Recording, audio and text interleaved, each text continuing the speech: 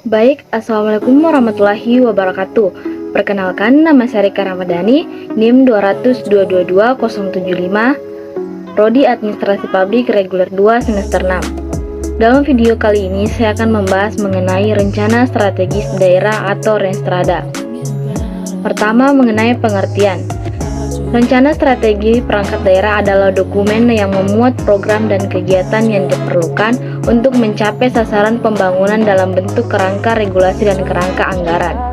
Yang kedua, tujuan Renstrada, yaitu sebagai dasar dalam mengambil keputusan untuk mengalokasikan sumber daya termasuk modal dan sumber daya manusia dalam mencapai tujuan yang diinginkan.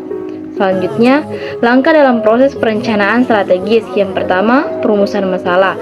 Yang kedua, penentuan tujuan dan strategis yang terdapat pada saat ini. Dan yang ketiga, analisis lingkungan. Yang keempat, analisis sumber daya alam. Yang kelima, mengenali ancaman dan kesempatan yang dilakukan dengan menggunakan analisis SWOT. Yang keenam, menentukan sejauh mana perubahan strategis yang dilakukan. Selanjutnya, mengenai perbedaan strategi dan perencanaan. Menurut Extenton, strategi adalah membuat pilihan atau keputusan tentang apa yang akan dilakukan untuk mencapai sebuah tujuan, sementara rencana atau perencanaan adalah membuat pilihan-pilihan tersebut. Selanjutnya, langkah-langkah penyusunan rencana strategis. Yang pertama yaitu merumuskan nilai-nilai strategis daerah. Yang kedua, perumusan visi dan misi daerah. Yang ketiga, analisis lingkungan strategis daerah. Yang keempat, penentuan isu-isu strategis daerah. Dan yang kelima, penentuan bidang-bidang strategis daerah. Yang keenam, perumusan strategis untuk masing-masing bidang strategi. Yang ketujuh, perumusan rencana aksi pelaksanaan strategis. Selanjutnya, perumusan nilai-nilai strategis. Yang pertama, penetapan kesepakatan awal. Penetapan kesepakatan awal merupakan tahap di mana semua stakeholder daerah secara bersama-sama membangun pemahaman dan komitmen atas pentingnya Renstrada daerah. Yang kedua, perumusan mandat daerah. Setelah keputusan kesepakatan awal ditetapkan, langkah selanjutnya adalah perumusan mandat daerah.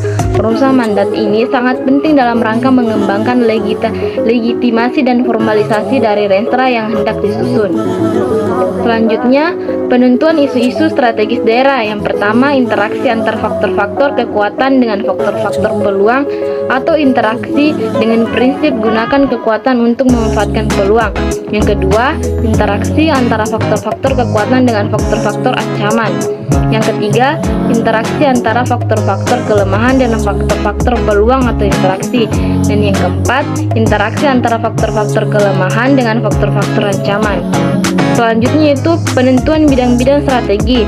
Yang pertama yaitu urgensi, yang kedua sentralitas atau desentralitas, yang ketiga kewenangan dalam arti Undang-Undang 32 tahun 2004, yang keempat yaitu kemampuan kendali, dan yang kelima biaya, dan yang keenam visibilitas, ekonomi, politik, kultural, administratif atau religi.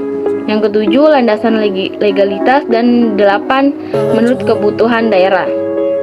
Selanjutnya, arti penting penyusunan rencana strategis daerah. Yang pertama yaitu memungkinkan masyarakat dan pemerintah daerah melakukan kontrol akan masa depan melalui tindakan masa kini. Yang kedua, memungkinkan masyarakat dan pemerintah daerah menciptakan suatu outcome yang mungkin tidak bisa terjadi dengan sendirinya. Yang ketiga, memungkinkan masyarakat dan pemerintah daerah melakukan investasi sekarang untuk masa depan.